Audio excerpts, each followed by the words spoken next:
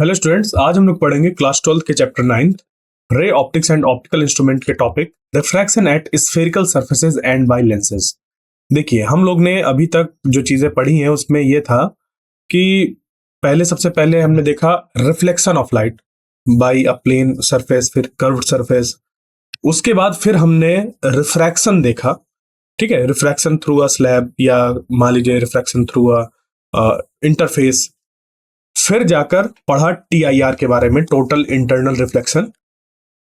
Okay, और अब फिर से हम लोग क्या कर रहे हैं, रिफ्रैक्शन पढ़ रहे हैं। देखिए, टीआईआर भी एक रिफ्रैक्शन वाला ही फॉर्म मतलब फेनोमेना है कि रिफ्रैक्शन के फेनोमेना में ही टीआईआर हमें देखने को मिलता है।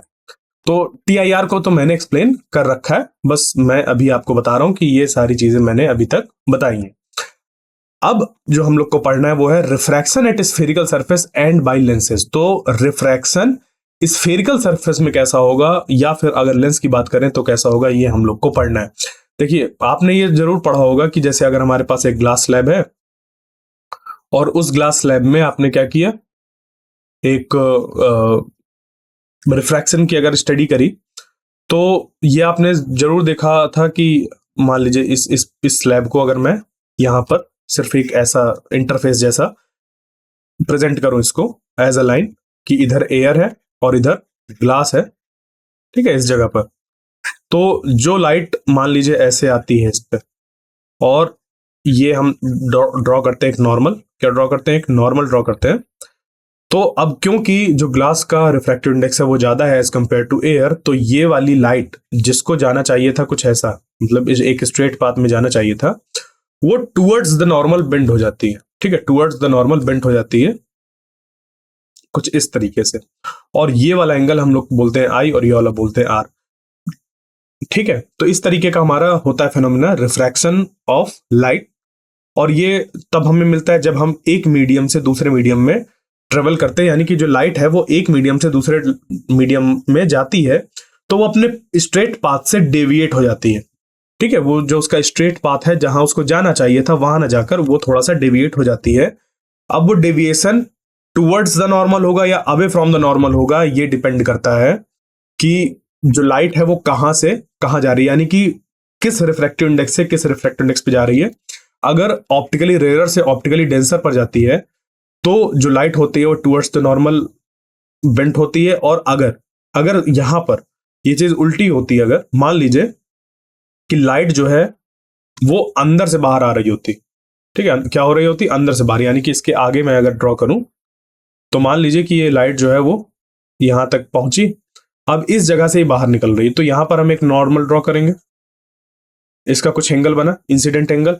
अब क्योंकि ये ऑप्टिकली डेंसर से ऑप्टिकली रेयर मीडियम पर जा रही है, तो क्या होगा, यहां पर जो ये लाइट हमारी ऐसे इस पाथ में जानी चाहिए थी, ऑप्टिकली डेंसर से ऑप्टिकली रेयर में जाने की वजह से ये इस तरफ मुड़ जाती है।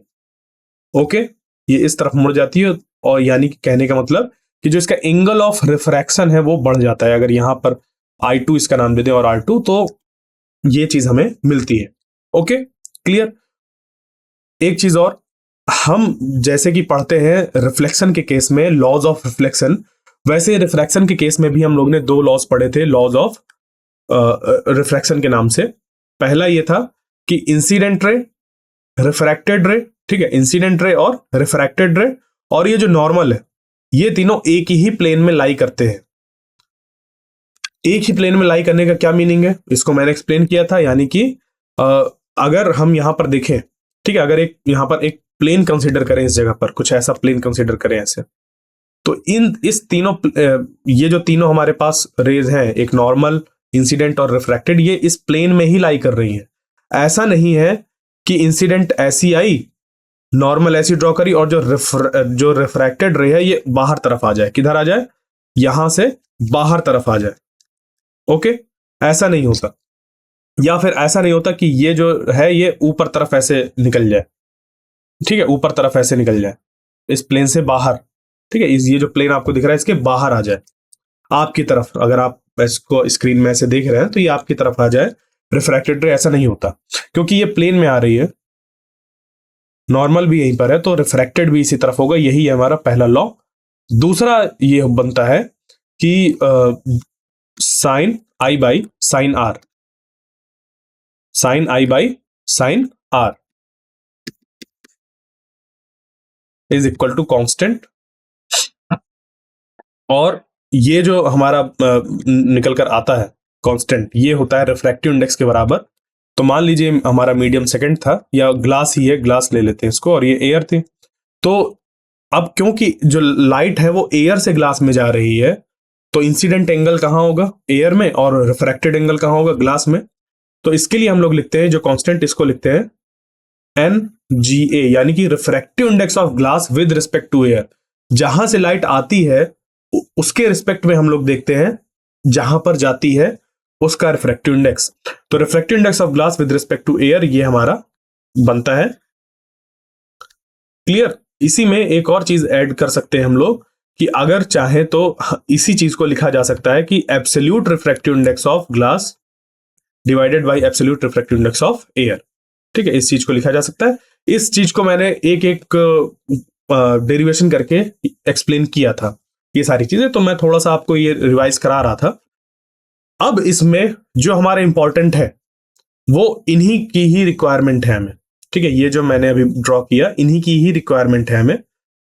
ठीक है, समझिएगा इस चीज को, जो मैंने यहाँ पर बनाया है इसका रिक्वायरमेंट है, और ये जो मैंने लॉज डिस्क्राइब किए, जो फिनोमेना यहाँ पर एक्सप्लेन किया, इसी को ही हमें आगे स्फेरिकल सरफेसेस के लिए एक्सटेंड करना है।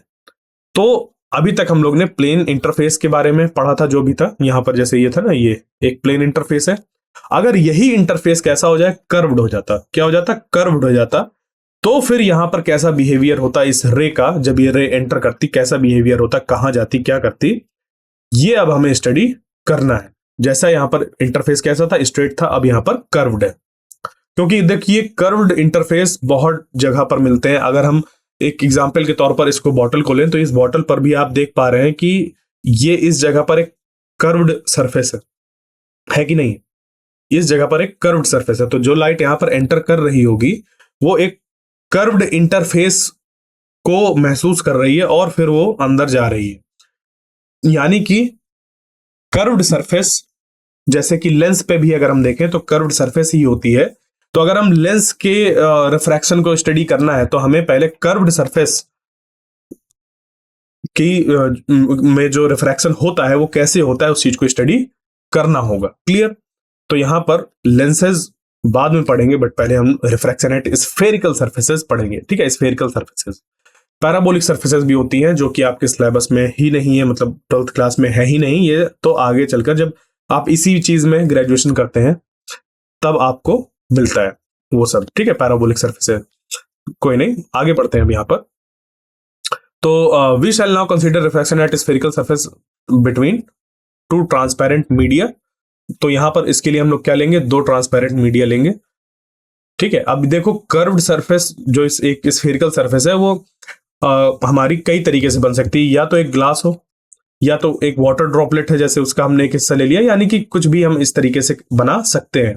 बट अभी फॉर सिंप्लिसिटी हम लोग एक ऐसी सरफेस लेंगे जिसमें कि जो स्फेरिकल सरफेस होगी वो उसका पार्ट बहुत छोटा होगा। यानी कि मान लीजिए कि एक इतना बड़ा हमारे पास स्फेयर है। ठीक है, एक ग्लास का स्फेयर है इतना बड़ा, और इस स्फेयर से मैंने सिर्फ इतना हिस्सा कट कर लिया। ठीक है, सिर्फ इतना हिस्सा कट कर लिया। तो देखो गौर से अगर देखा जाए कि जब मैंने इतना हिस्सा कट किया तो ये भी इस जगह पर एक कर्व्ड सरफेस ही निकल कर आई। अगर इस जगह की मैं बात करूं जो मैंने यहां पर हिस्सा कट किया है, तो ये एक कर्व्ड सरफेस ही निकल कर आ रही है यहां पर। ठीक है, मान लीजिए ऐसे। तो ये मैंने एक कर्व्ड सरफेस को कट किया, तो ये हमारे पास कर्व्ड सरफेस आ गई। ठीक है, यहां पर बात यह है कि जो ये कर्व्ड सरफेस है उस पे क्या हो रहा है कि हम यहां पर ले रहे हैं कि जो यहां से लाइट आ रही है, जो यहां से लाइट आ रही है वो इस पे रिफ्रैक्ट होकर जाएगी, और इस कर्व्ड सरफेस को हम एज मतलब एक इस तरीके का कर्व्ड सरफेस मान रहे हैं कि अगर इधर रिफ्रैक्टिव इंडेक्स हमारा n1 है तो इसका रिफ्रैक्टिव इंडेक्स n2 हो जाएगा। यानी कि इसका कुछ रिफ्रैक्टिव इंडेक्स हम कंसीडर कर रहे हैं। Okay, clear? तो अब यहां पर देखें हम कि an infinitesimal part of a spherical surface can be regarded as a planar and same laws of refraction can be applied at every point on the surface. देखिए इस पॉइंट को मैं पहले भी डिस्कस कर चुका हूं जब मैं मिरर एक्सप्लेन कर रहा था। अब क्योंकि यहां पर हमारे पास स्फेरिकल सरफेस है तो इसको मैं एक बार और बता देता हूं। देखिए वहां पर लॉज ऑफ रिफ्लेक्शन की बात करी थी, यहां पर लॉज ऑफ रिफ्रैक्शन है। अगर हमारे पास एक कर्व्ड सरफेस है ऐसे, ठीक है, समझिएगा, अगर हमारे पास एक कर्व्ड सरफेस है ऐसी, तो क्या इस कर्व्ड सरफेस को आप छोटे छोटे पार्ट्स पर जब गौर से देखेंगे तो क्या आपको यहां पर एक स्ट्रेट ऐसे पाथ्स मतलब सरफेस नहीं दिखाई देगी? बताइए। ये बिल्कुल वैसा ही है जैसे कि हम अर्थ की बात करें तो अर्थ तो हमारी कैसी है? स्फेरिकल शेप की है, ठीक है, जो अर्थ है हमारी वो स्फेरिकल शेप की है, हाँ या ना, है कि नहीं? जो अर्थ है हमारी वो स्फेरिकल शेप की, बट जब हम लोग जमीन को कहीं पर भी देखते हैं तो वो हमें ऐसा फ्लैट लगती है। क्या लगती है? एकदम ऐसे फ्लैट लगती है, है ना? क्यों ऐसा होता है? क्योंकि आप अर्थ के एक बहुत छोटे से हिस्से को देख रहे हैं। अगर मैं डॉट भी बनाऊं तो बहुत बड़ा होगा, ठीक है, यानी कि बहुत छोटे से हिस्से को आप जब देखते हैं तो वो एज अ प्लेन हमें दिखाई देता है, समझ पे आता है कि वो एज अ प्लेन है हमारा, ठीक है, एकदम प्लेनर है। ओके, तो सेम गोज विद द यहां पर जो ये है हमारे एक स्फेरिकल सरफेस है, तो जब इस पे हम छोटे छोटे पार्ट्स को देखते हैं तो ये भी एक प्लेन सरफेस की तरह ही दिखाई देती है।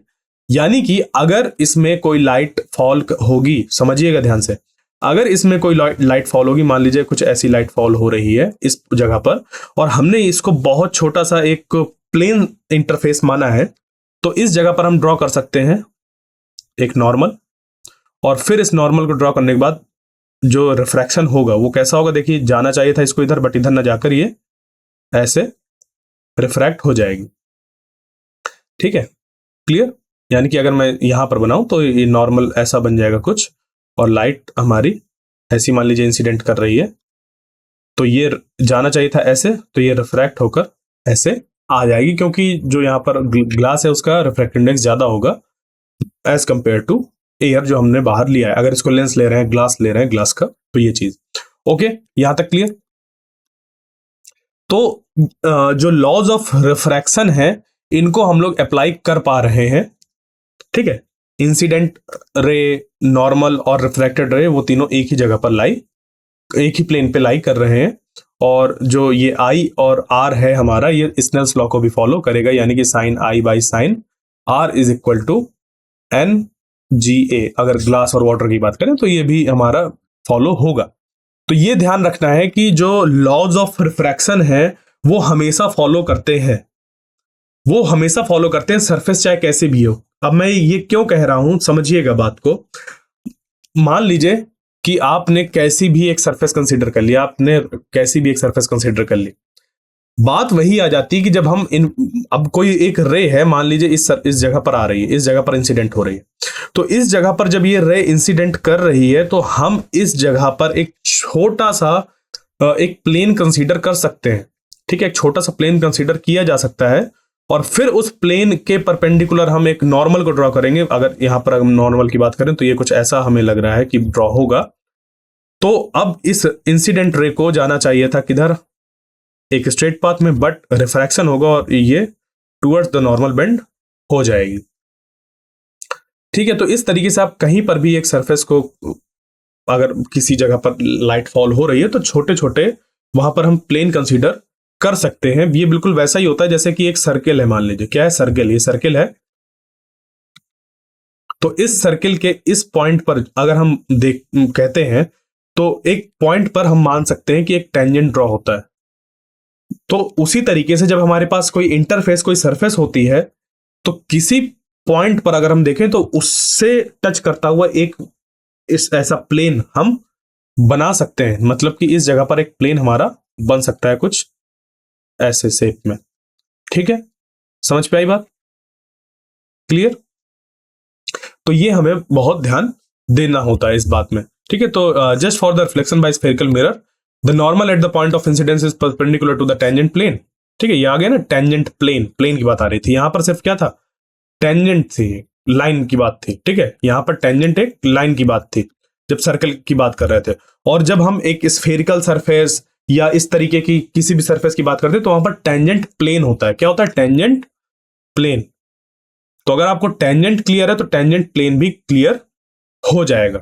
ओके, तो ये टेंजेंट प्लेन होता है, और ये टेंजेंट होता है जब 2D पे हम बात करते हैं तो टेंजेंट होता है, और जब 3D पे बात करते हैं, एक सरफेस की बात करते हैं, तो किसी भी पॉइंट पर हम एक टेंजेंट प्लेन को कंसीडर कर सकते हैं, और उस टेंजेंट प्लेन के नॉर्मल होगा हमारा ये एक परपेंडिकुलर जो हम बनाते हैं नॉर्मल, और उसी जब पॉइंट पर फिर ये जो इंसिडेंट रे थी वो आगे वो जब रिफ्रैक्ट होगी तो अपने पाथ से डिविएट हो जाएगी और कुछ एंगल बनाएगी नॉर्मल के साथ, और यहाँ पर हमारे जो लॉज ऑफ रिफ्लेक्शन है वो बिल्कुल फॉलो होंगे। क्लियर यहां तक? तो इन सारे अप्रोक्सीमेशन के साथ ही, अप्रोक्सीमेशन कह लीजिए कि यहां पर देखिए अप्रोक्सीमेशन के साथ ये एक हमारा कॉन्सेप्ट है, ये अप्रोक्सीमेशन के साथ ये हमारा कॉन्सेप्ट है कि कभी भी कोई भी हमारी सरफेस हो तो वहां पर इनफाइनाइटेसिमल पार्ट को जब हम लोग देखते हैं तो वो एज अ प्लेन कंसीडर किया जा सकता है और लॉज ऑफ रिफ्लेक्शन लगते हैं। तो ये हमारे तो कॉन्सेप्ट हो गए, ठीक है। अप्रोक्सीमेशन यहां पर जो हम लेंगे अभी आगे बढ़ते हुए वो लेंगे एक थिन स्फेरिकल सरफेस के लिए, ठीक है। तो सबसे पहले हम एक स्फेरिकल सरफेस कंसीडर करते हैं, उसके बाद फिर लेंसेस की बात आएगी, और जो लेंस होगा हमारा वो एक थिन लेंस होगा। क्या होगा? थिन लेंस होगा। अब जो लेंस होते हैं वो हमारे कई तरीके से बनते हैं, एक ऐसा स्फेरिकल सरफेस हो, कर्व्ड सरफेस हो यानी कि, और एक इधर स्ट्रेट हो, या दो कर्व्ड सरफेस हो। बात समझ पे आई? एक थिन मतलब एक कर्व्ड सरफेस हो और एक स्ट्रेट सरफेस हो, या फिर दो हमारे पास कर्व्ड सरफेस हो, या ऐसे इधर एक कर्व्ड सरफेस और इधर एक प्लेन हो। तो कई तरीके से हम इसको बना सकते हैं। ओके, अब देखिए, तो सबसे पहले हमें क्या करना पड़ेगा, जो स्फेरिकल सरफेस है उस पे रिफ्रैक्शन को हम बनाएंगे, मतलब निकालेंगे। फिर यहां से हमारा एक फॉर्मूला निकल कर आता है जो कि रिफ्रैक्शन एट स्फेरिकल सरफेसेस के लिए होता है। वो रिफ्रैक्टिव इंडेक्स ऑफ हमारा एयर मान लीजिए, या ऐसा मीडियम जहां से लाइट आ रही है, रिफ्रैक्टिव इंडेक्स वो, और दूसरा refractive index of that spherical surface, और यू वी आर, इन सारी क्वांटिटीज को कनेक्ट करता है हमारा एक फॉर्मूला जो कि बनता है स्फेरिकल सरफेसेस के लिए। रिफ्रैक्शन एट स्फेरिकल सरफेस के लिए हमारा ये फॉर्मूला निकलकर आता है।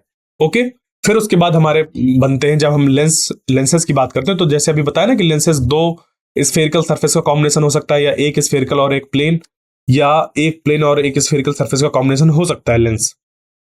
तो यहां पर हम लोग यही जो रिफ्रैक्शन एट स्फेरिकल सरफेसेस के लिए फॉर्मूला निकालेंगे, इसी का ही यूज करेंगे, क्योंकि अब हमारे पास दो सरफेसेस है तो उनका ही इस्तेमाल करेंगे।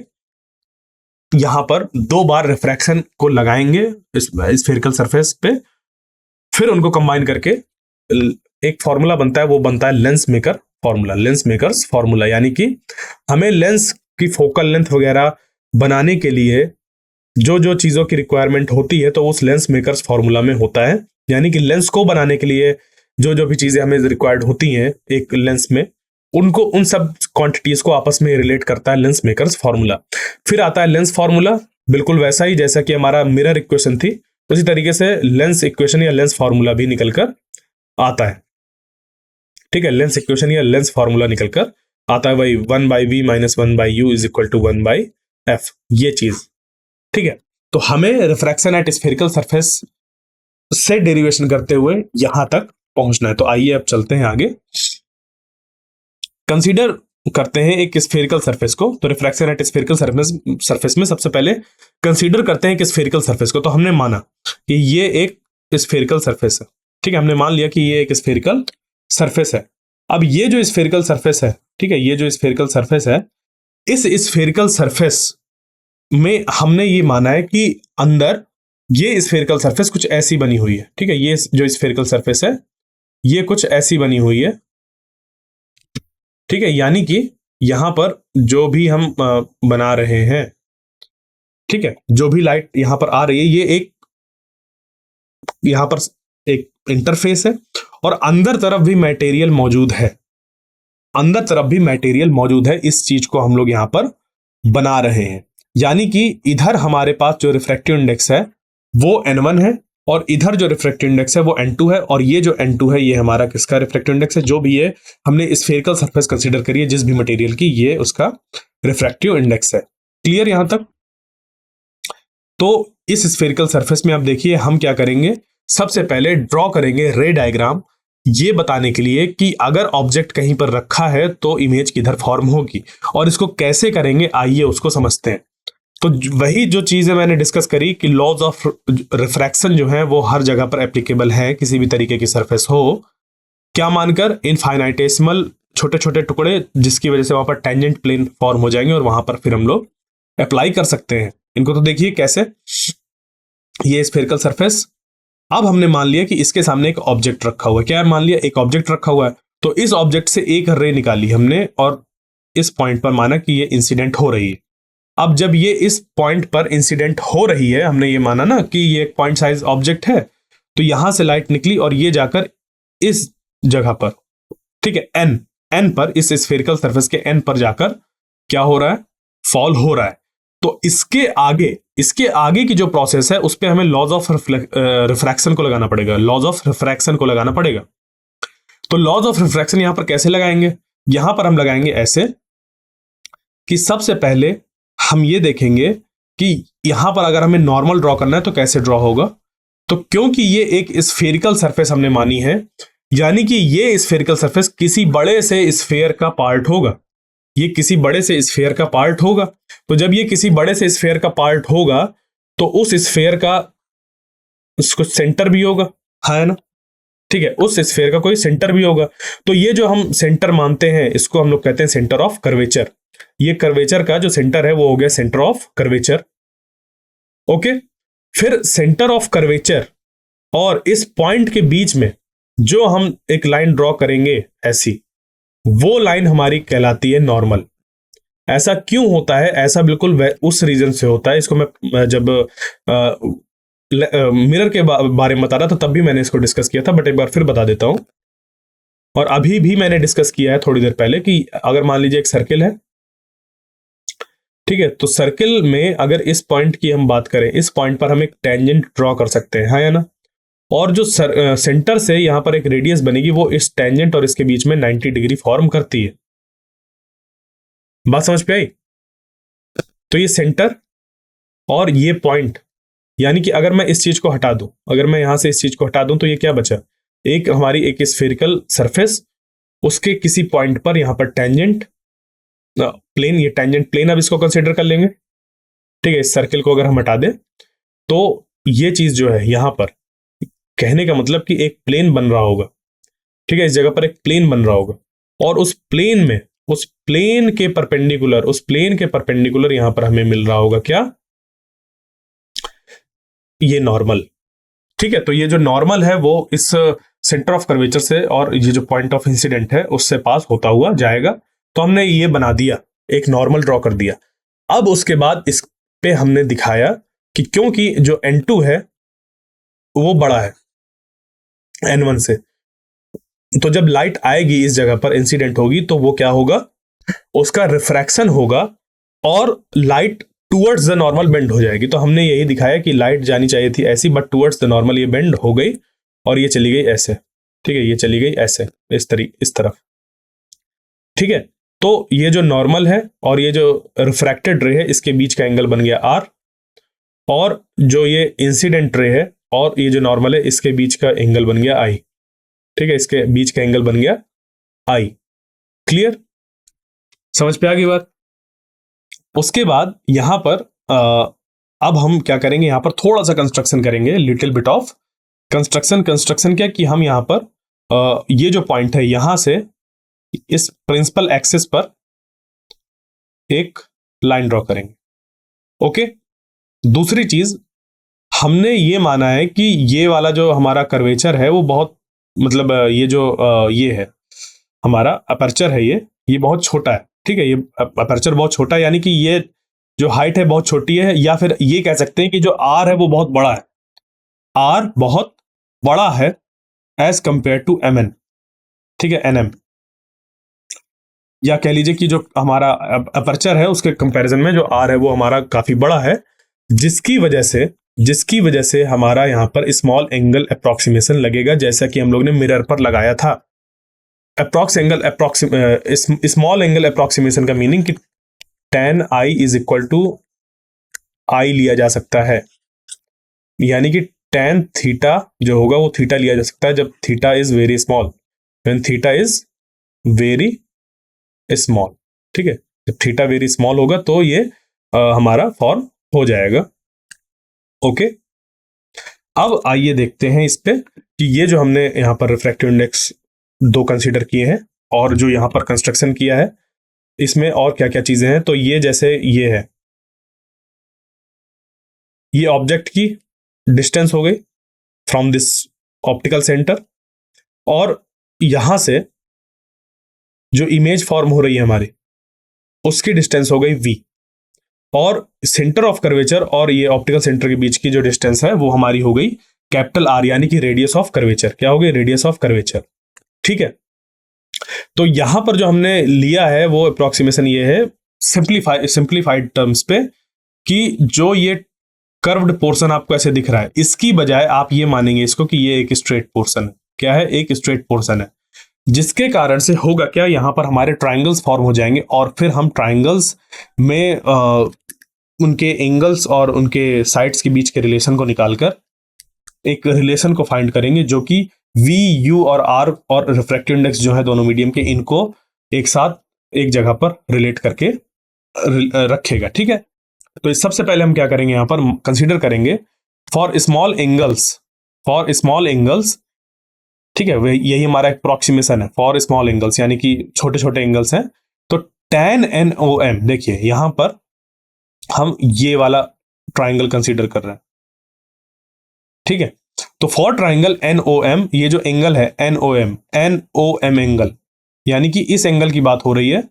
तो tan, अगर ये थीटा होता हमारा, तो tan थीटा हम लोग जानते हैं वो होता है परपेंडिकुलर अपॉन बेस, तो परपेंडिकुलर साइड ये हो जाती, यानी कि NM या फिर MN, कुछ भी लिख लीजिए, MN डिवाइडेड बाई ये वाली जो साइड है वो क्या हो जाएगी? OM। ठीक है, ये OM, और अब ये जो थीटा है वो हमारा एंगल था कौन सा? NOM। तो यही बन गया हमारा कि tan NOM is equal to MN by OM। ठीक है, तो इस ट्राइंगल से ये निकलकर आ गया।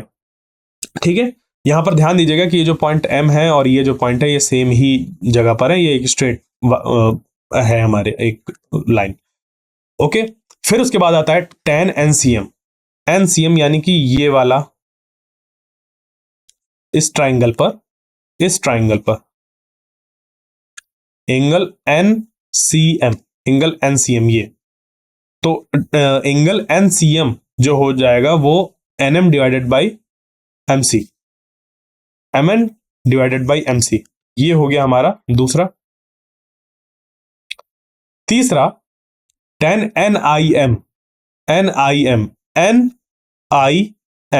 तो NIM के लिए, यानी कि ये वाले एंगल के लिए जो परपेंडिकुलर है वो ये है, बेस ये है, तो यहां पर भी बन जाएगा MN बाई MI, M से लेकर I तक। ठीक है, तो tan NIM से ये बन गया MN बाई MI। ओके, ये चीज। फिर यहां पर अब क्या है कि नाउ फॉर ट्राइंगल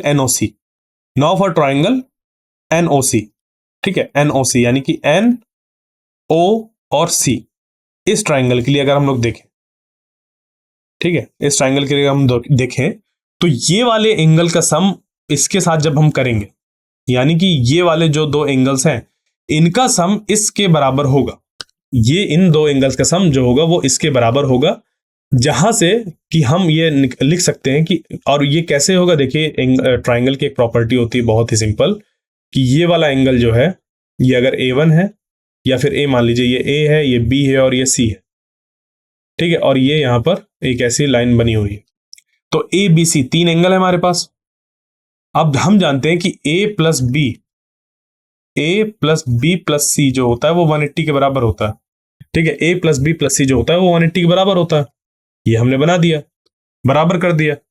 उसके बाद अब देखिए ए प्लस बी को लिख सकते हैं 180 माइनस सी, हाँ या ना? यानी कि 180 माइनस जो ए बी है वो है हमारा 180 माइनस सी के।